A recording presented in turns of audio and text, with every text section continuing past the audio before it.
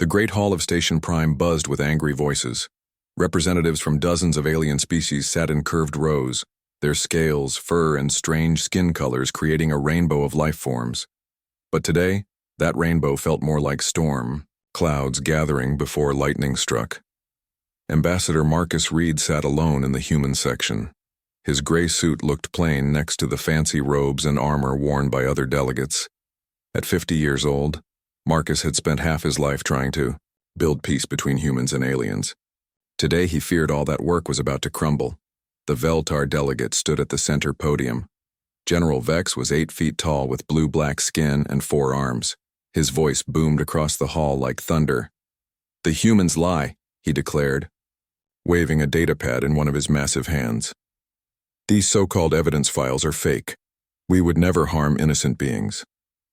Marcus felt his jaw tighten. The evidence was not fake. 3 days ago, human scouts had found Colony 7 on the edge of space. What they discovered there still made him sick to think about. Hundreds of human families, men, women, children, working in alien mines with chains around their necks. The Veltar had been taking humans as slaves for months. "The evidence speaks for itself," Marcus said, standing up. His voice was calm but carried clearly through the hall. "We have video, recordings, medical scans, witness statements from the rescued colonists. Your people have been enslaving human families." General Vex's 4 eyes narrowed. "Even if this were true, which it is not, humans are a violent species. You spread across space like a disease. Perhaps some control is needed to protect civilized worlds." A low murmur ran through the hall. Some aliens nodded in agreement. Marcus felt cold anger building in his chest. These beings had sat in meetings with him for years, sharing meals and making jokes. Now they talked about controlling his people like dangerous animals.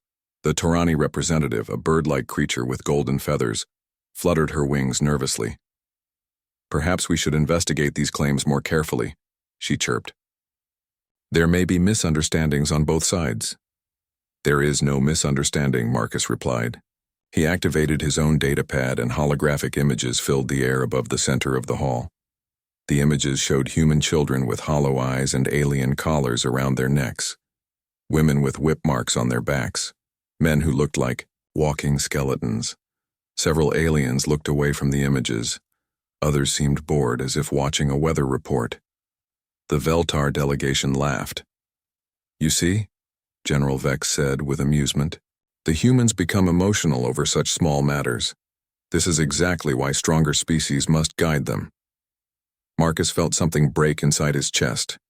For 25 years he had believed in diplomacy. He had believed that different species could work together, learn from each other, build something better than war. But looking at these aliens now, some laughing at human suffering, others treating it like paperwork, he realized how naive he had been. "Small matters?" Marcus repeated quietly. Then his voice grew stronger. "General Vex, you just called the enslavement of human families a small matter." "Of course," the Veltar replied.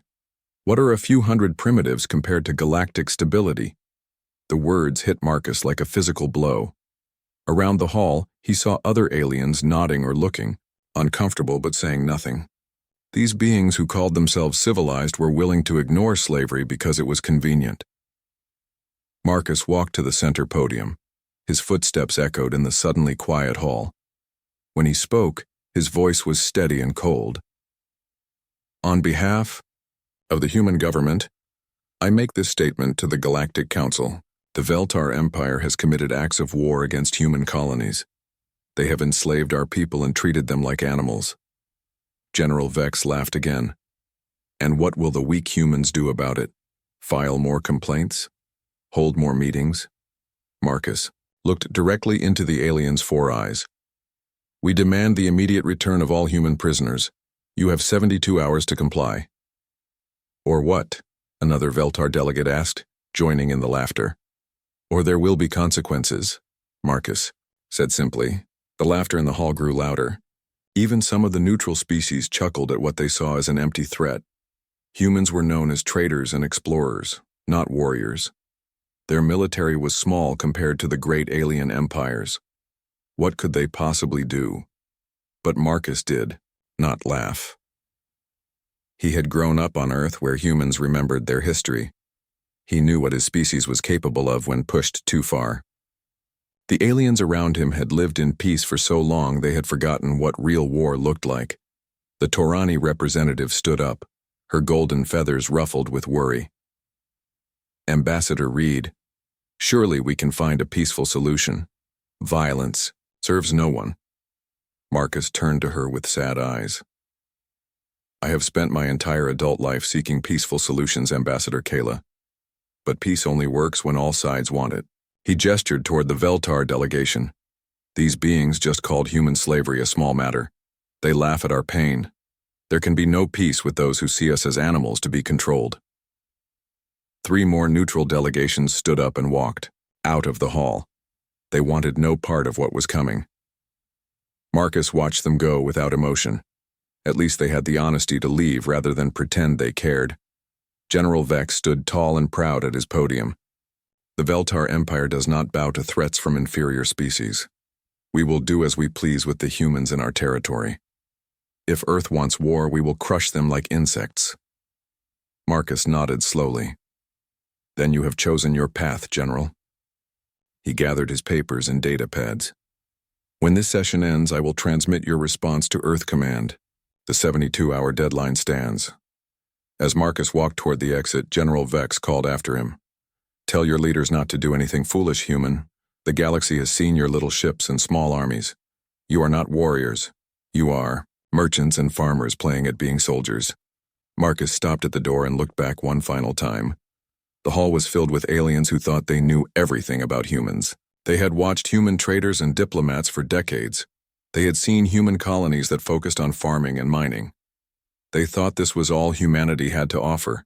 They were about to learn how wrong they were. General Vex, Marcus said, quietly, you have made one critical error in your calculations. And what is that, little human? Marcus smiled, but there was no warmth in it. You have never seen humans fight for their families.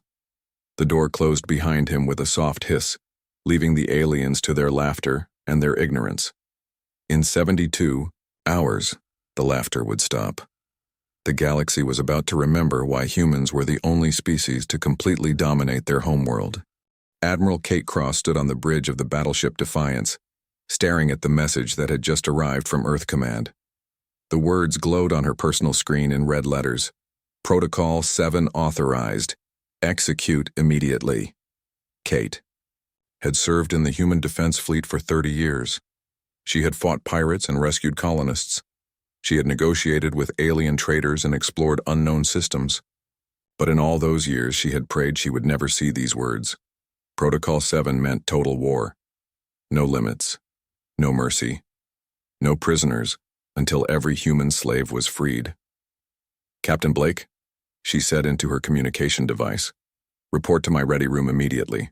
2 minutes later, Captain Tom Blake entered her private office. He was a young man with sharp eyes and steady hands. His destroyer Warhawk was known throughout the fleet for its speed and firepower. Kate had chosen him carefully for what was coming, Admiral, Tom said, saluting. I saw the fleet-wide alert. Are we really doing this? Kate activated her wall screen. It showed a map of human space and the surrounding alien territories. Red dots marked known Veltar positions. Blue dots showed human colonies. Some of the blue dots were flashing. Those were the ones under alien control. The Veltar have had 60 hours to return our people, Kate said quietly. Instead, they sent us this. She played an audio message. General Vex's voice filled the room, full of laughter and contempt. Stupid humans. We will take more of your colonies if you continue to make threats. Your people make excellent workers when properly trained. Perhaps we will expand our collection. Tom's face went hard. They're treating our families like farm animals. Worse, Kate replied. Farm animals are valuable. They see humans as disposable tools. She turned to face him directly. Tom, I'm giving you command of Strike Force Alpha. 12 destroyers, 4 cruisers and the carrier Eagle's Nest. Your target is Kepler Station. Tom nodded. Kepler Station was a major Veltar military base only 3 light-years from human space. It controlled shipping routes to 6 star systems. Orders, Admiral? Destroy everything. Leave nothing that can threaten human lives. Kate's voice was calm, but her eyes were cold as space itself. The galaxy thinks we're peaceful traders who accidentally learned to build spaceships. Today we remind them what we really are. While Admiral Cross briefed her captains, Dr. Lisa Park worked in her laboratory deep inside Earth's military research station. She had spent 15 years developing weapons that she hoped would never be used. Today, she was releasing all of them. Computer, activate all Omega project files, she said to the artificial intelligence that controlled her lab. Authorization, Park 77 Charlie. Confirmed, Dr. Park. All restricted weapon systems are now available for immediate production. Lisa looked at the list that appeared on her screen. Kinetic bombardment systems that could crack planets. Electronic warfare programs that could shut down entire fleets. Biological agents designed specifically for alien physiology. And her personal favorite, nanomachines that could eat through alien armor like acid through paper. For years, other human scientists had called her paranoid for developing such terrible weapons. They said humans would never need such things in a civilized galaxy. Lisa had always replied that civilization was just a thin layer over the beast underneath. Today, the beasts were showing their teeth. Begin immediate production of all systems, she ordered. Priority Alpha authorization. 3 hours later, Captain Tom Blake led Strike Force Alpha out of human space. His 19 ships moved in perfect formation, their engines burning bright blue against the darkness. Behind them, more fleets were forming. Admiral Cross was assembling the largest human military force in history. Tom sat in his captain's chair, watching the stars stream past on his main screen. His crew worked quietly around him, checking weapons and preparing for battle. They all knew what they were going to do. The Veltar at Kepler Station had no idea what was coming. Captain, his communications officer said, "We're receiving a message from Kepler Station. They're demanding to know our intentions." Tom smiled without humor. "Open a channel." The main screen flickered, showing a Veltar commander with the usual 4 arms and blue-black skin. The alien looked annoyed but not worried. "Human ships, you are entering Veltar space without permission. Turn back immediately or face the consequences." "Commander," Tom replied politely. "This is Captain Blake of the Human Defense Fleet. We're here to collect our people." The Veltar laughed. "Your people belong to us now, human. They are learning proper discipline in our work facilities. If you turn back now, we might let you visit them once a year." Tom's smile disappeared. "Commander, you have 30 seconds to surrender the station and release all human prisoners.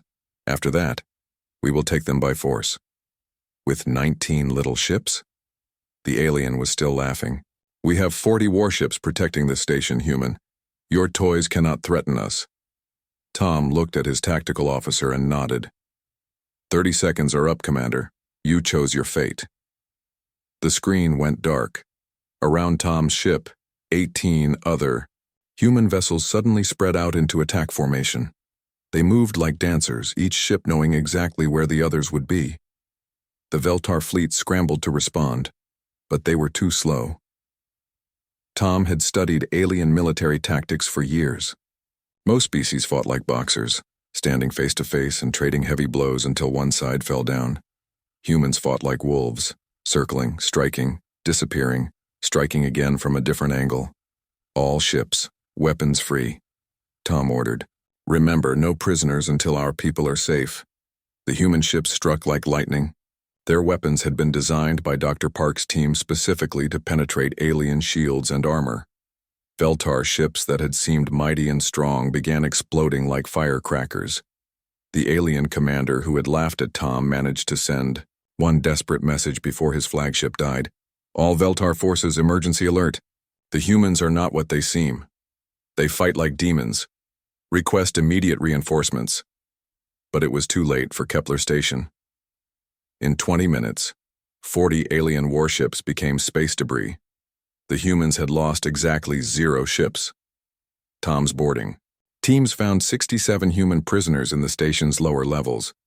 They were thin and scared, with alien slave collars around their necks. When the human soldiers cut off those collars, many of the freed people cried with relief. As Tom watched his people being carried to safety, he received a message from Admiral Cross. Her face appeared on his screen, and she was smiling for the first time in days. "Well done, Captain. How are our people?" "Alive, Admiral. Hurt, but alive. The medical teams are treating them now." "Good, because you're not done yet. I'm sending you coordinates for 3 more Veltar bases. The galaxy wanted to see what humans do when pushed too far." Her smile became cold and sharp. "Let's show them," Tom saluted. "Yes, Admiral. What about prisoners from the alien crews?" Admiral Cross was quiet for a moment. "Captain, how many human children did you find in those cells?" Tom's face went hard. 12, Admiral. The youngest was only 6 years old." "Then you have your answer about prisoners, Captain. Cross out." The screen went dark and Tom turned back to his crew. "Set course for the next target. We have more of our people to bring home." Behind them, Kepler Station burned in the darkness of space. Across the galaxy, the Veltar were about to learn that humans were not the peaceful merchants they had believed. They were predators who had simply been pretending to be prey. The war had begun. Commander Rick Stone crouched behind a broken wall on Colony 7, listening to the sounds of battle echoing through the mining complex.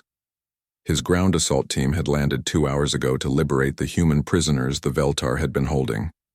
What they found was worse than anyone had imagined. The aliens had not just enslaved the colonists, they had been experimenting on them, testing how much work humans could do before they collapsed, how little food they needed to stay alive, how to break their spirits completely. Rick had seen war before, but nothing like this. In one building, they found human children who had been separated from their parents and forced to work in radioactive mines. In another, they discovered women who had been used as test subjects for alien diseases. The sight had made even his hardest soldiers sick with rage. "Commander," his Sergeant Mike Davis spoke quietly into his radio.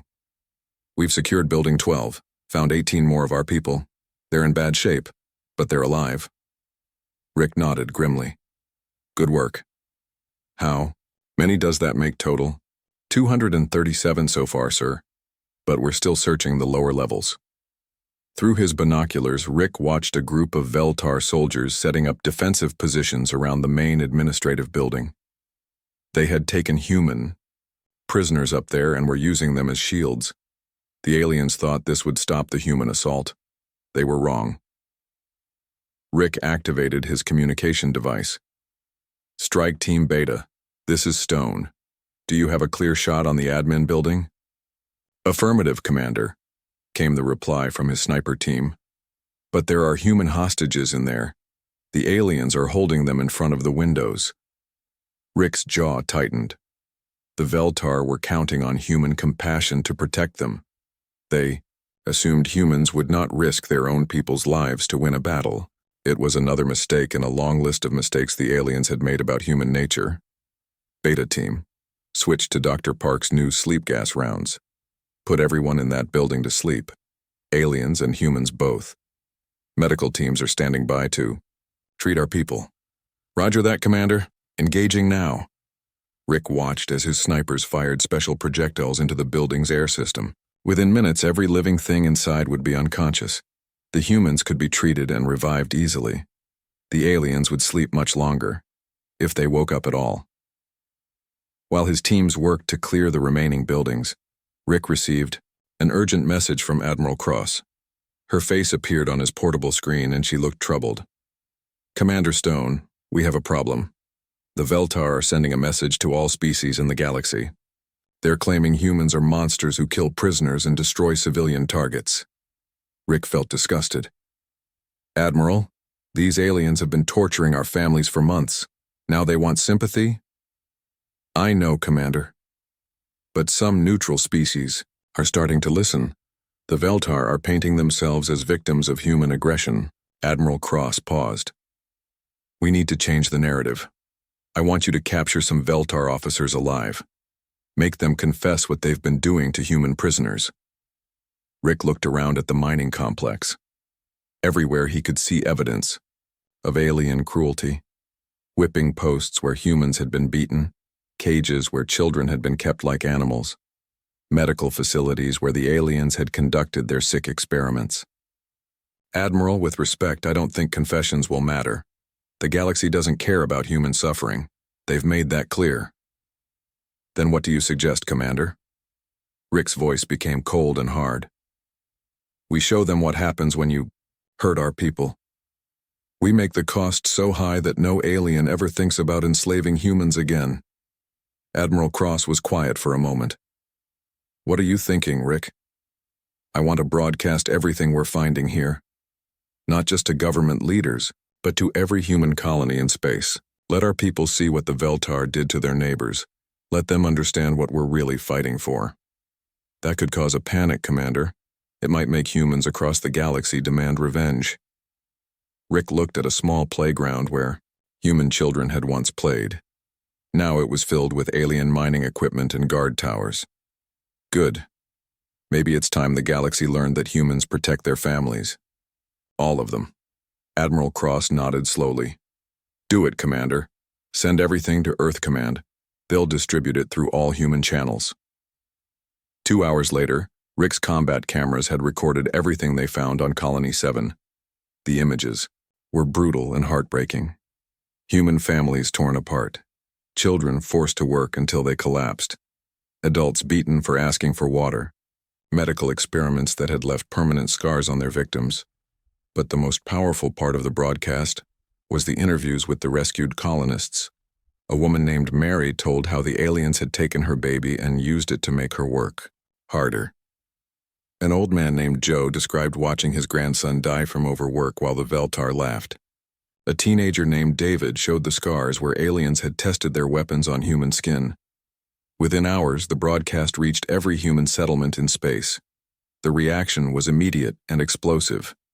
Peaceful farming colonies began requesting weapons shipments. Trading stations started organizing volunteer fighter squadrons. Even human diplomats in alien capitals began sending angry messages home, demanding to join the fight. On Earth, millions of people who had never thought about military service suddenly volunteered for the fleet. Factories that had been making civilian goods switched to producing weapons and armor. Dr. Park's research stations received unlimited funding and resources. The galaxy had awakened something in humanity that had been sleeping for generations. The protective fury that had once driven humans to hunt dangerous predators to extinction was now focused on the aliens who had dared to harm human families. General Vex, commanding the Veltar forces from his flagship, watched the human broadcasts with growing alarm. These were not the calm, reasonable humans he had been fighting. These were the descendants of Earth's apex predators, and they were angry. Admiral, his communication officer reported, we're receiving surrender offers from 12 of our outer colonies. They say the humans are offering to spare them if they release all human prisoners immediately. Cowards, General Vex roared. Order all colonies to fight to the death. We cannot show weakness to these animals. But it was too late. Across Veltar space, local commanders were looking at the growing human fleet and making their own decisions. Some were already releasing human prisoners and broadcasting their surrender offers. Others were abandoning their posts and fleeing toward the galactic core. The Veltar Empire, which had seemed so strong and confident just days ago, was beginning to crack like ice in the spring sun. Back on Colony 7, Commander Stone watched his medics loading the last of the rescued humans onto transport ships. Many would need months of treatment to recover from what the aliens had done to them. Some might never fully heal, but they were alive and they were free. And across the galaxy, every alien species was learning a lesson that Earth's history had taught many times before. Humans were the most dangerous predators in the universe when their families were threatened. As Rick's transport lifted off from the scarred surface of Colony 7, he looked down at the mining complex one last time. His teams had left it burning. Nothing would grow there for years. Good. Let it serve as a warning to anyone else who thought humans were easy prey. The storm was just beginning. Ambassador Kayla of the Tirani Republic sat in her private office on Station Prime, watching news feeds from across the galaxy. Her golden feathers were ruffled with worry as she studied the reports streaming in from every sector. The war between humans and the Veltar was spreading faster than anyone had expected. 3 days ago, she had walked out of the Galactic Council session rather than watch the diplomatic breakdown. Now she wished she had stayed to see the warning signs. The humans had not been making empty threats. They had been giving the galaxy one last chance to do the right thing. Ma'am, her aide, a young Tirani named Pip, entered the office with a datapad. The latest intelligence reports from our operatives. Kayla took the pad and read quickly. What she saw made her stomach feel cold. Human fleets were moving through space like hunting packs, destroying Veltar bases with surgical precision. But it was not just their military success that worried her. It was how they fought. Other species fought wars to gain territory or resources. They would capture enemy positions and hold them. They would take prisoners to exchange later. They followed the ancient rules of civilized warfare that had kept galactic conflicts limited for thousands of years. Humans were ignoring all those rules. They did not want Veltar territory. They destroyed every base they captured and moved on to the next target. They did not take prisoners for exchange. Any Veltar soldier who had been involved in harming humans simply disappeared. They were not trying to negotiate better terms or force a favorable peace treaty. They wanted the complete destruction of everyone who had hurt their people. Ambassador, Pip said nervously, there's something else. We've been monitoring communications between neutral species. Many are starting to reconsider their position. Kayla was not surprised. She had been in politics long enough to recognize which way the wind was blowing. Show me. The wall screen activated, showing a map of the galaxy. Neutral species were marked in yellow, but many of those yellow dots were starting to turn blue, indicating they were moving toward alliance with humanity. The Keth Coalition announced this morning that they are offering intelligence support to human forces, Pip reported. The Wanderer tribes have declared that any Veltar ship entering their space will be destroyed. Even the Crystal Builders are considering breaking their 1,000-year isolation to support humanity. Kayla nodded grimly. And what about species that might support the Veltar? Pip's feathers drooped. The Hive Masters recalled their ambassador yesterday. The Stone Lords have closed their borders to everyone. The Shadow Fleet has gone completely silent. He paused. Ma'am, I think they're all afraid. Of course they are, Kayla replied. They're finally seeing what humans really are. For decades, the galaxy had watched humans spread through space as traders and explorers. They built farming colonies and mining stations. They were polite in diplomatic meetings and fair in business deals. They seemed like just another peaceful species that had learned to travel between stars. But Kayla was older than most ambassadors. She had studied human history during their first contact period. She knew that humans were the only known species to completely dominate their homeworld.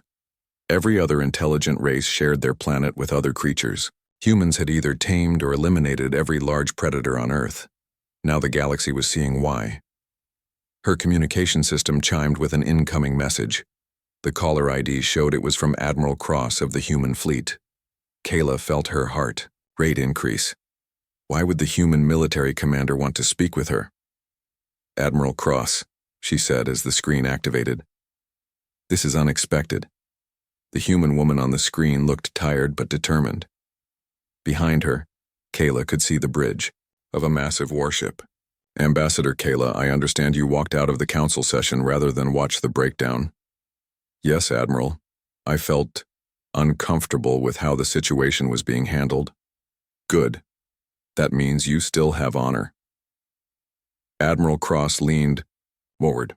I'm calling because we need to discuss the future of this region of space. Kala felt confused. I'm not sure I understand.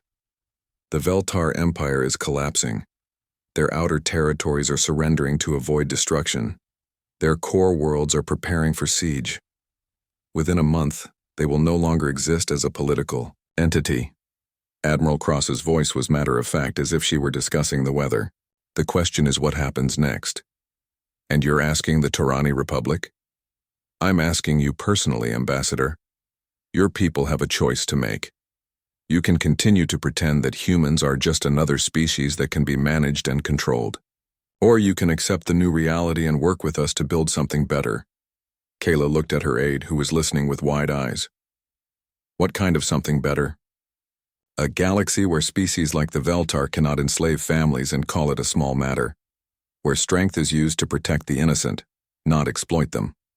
Where diplomatic agreements actually mean something because everyone knows there are consequences for breaking them.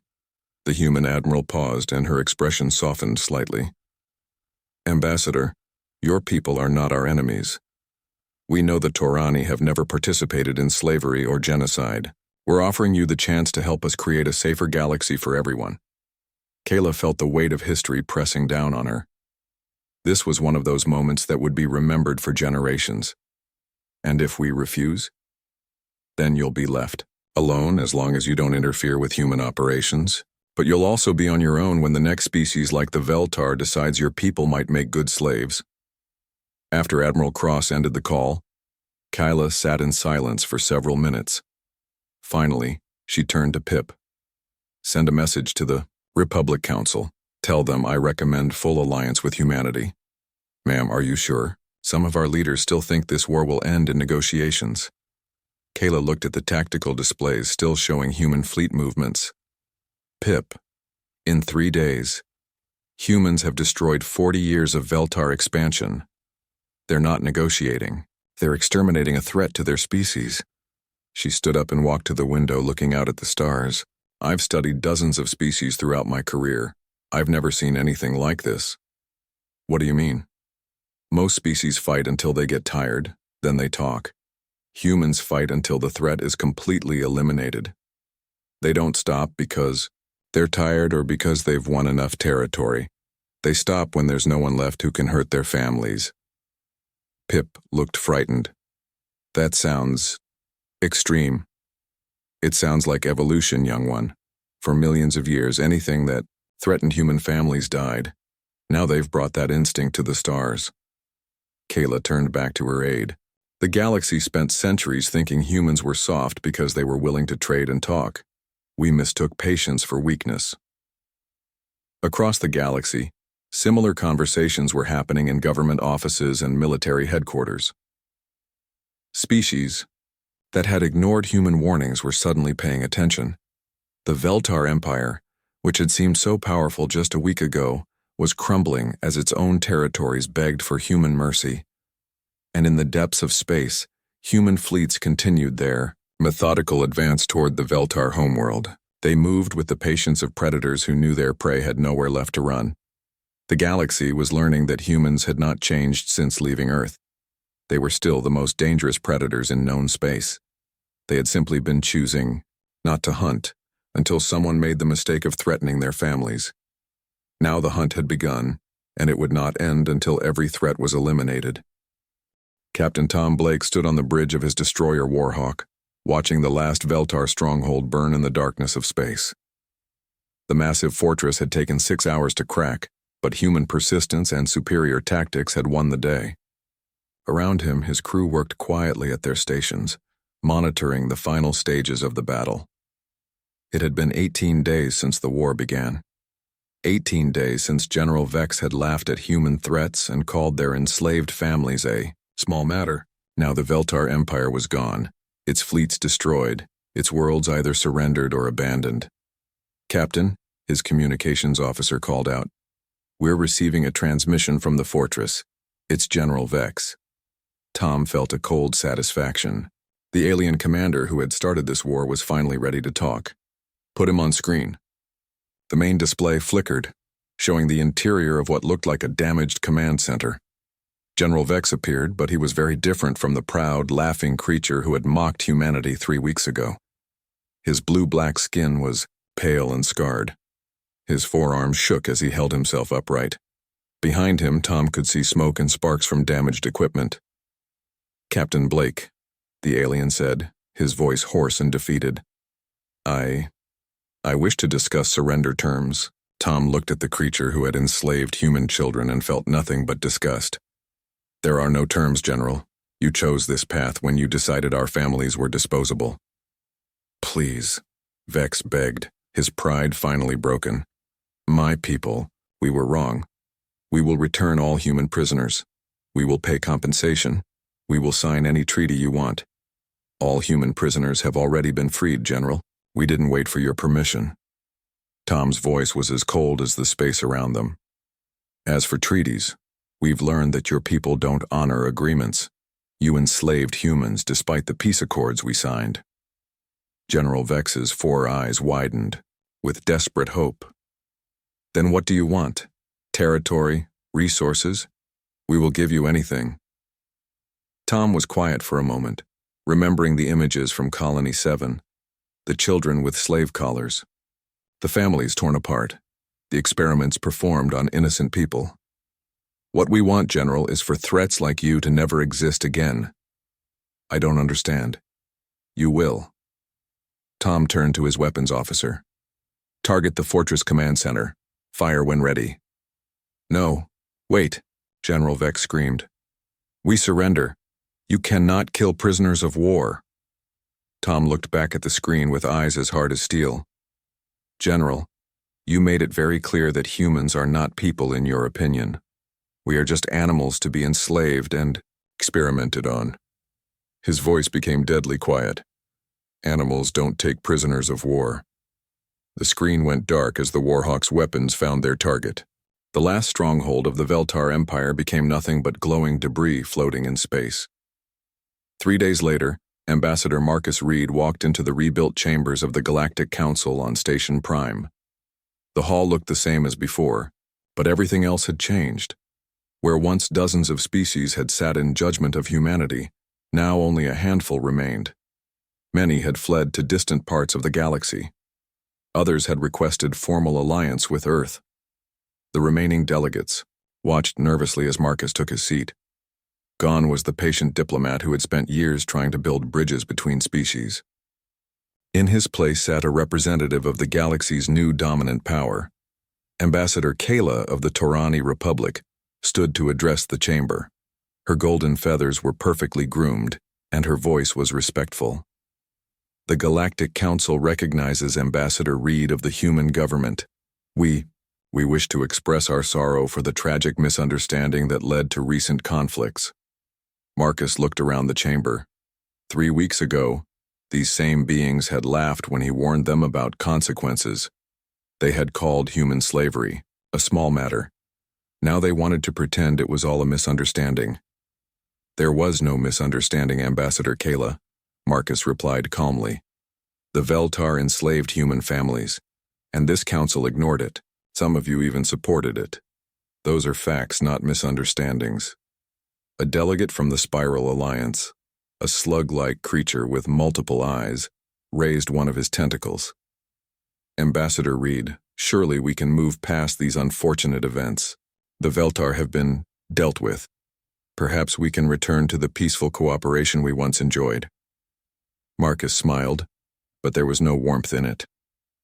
Delegate Slurm, 3 weeks ago you voted to support Veltar territorial claims in human space. You called our resistance to slavery an act of aggression. Why should we trust your cooperation now?